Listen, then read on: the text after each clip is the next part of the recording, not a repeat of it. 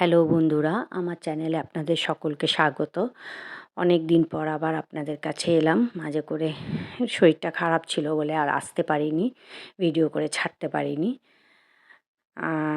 এই যে আমি সব শীতের গাছ লাগিয়েছি। এই যে কপির গাছ সব লাগিয়েছি, ব্রকলি, কপি, ফুলকপি, বাঁধাকপি এসবের বীজ আমি সব অর্গ্যানিক বাজার থেকেই আমি কিনি। গত বছরও কিনেছিলাম, এবছরও কিনে সব আমি বীজ থেকে চারা গাছ তৈরি করে এসব লাগিয়েছি। আমার চ্যানেলটা ভালো লাগলে একটু লাইক, শেয়ার, সাবস্ক্রাইব করে দেবেন। এগুলো হচ্ছে পকচুইয়ের বীজ থেকে গাছ হয়েছে, ছোট ছোট এখন, ওই জন্য এগুলো আর রিপোর্ট করিনি।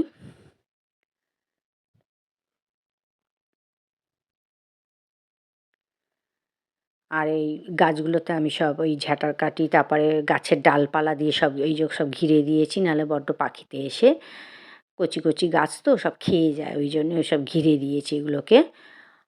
আর এখানেও এই যে কিছু বীজ থেকে সব চারা গাছ তৈরি করা রয়েছে, এগুলো এখনও বসাইনি, বসাবো। সব তৈরি করেছি। এখানে কপি গাছ আছে, টমেটো গাছ আছে, আর কপির গাছ সব চারা থেকেই সব তৈরি করেছি।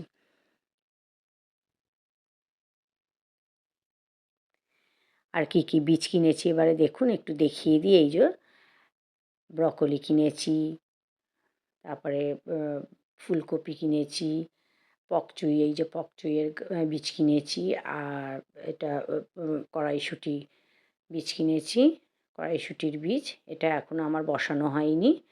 আর এই যে বাঁধাকপি,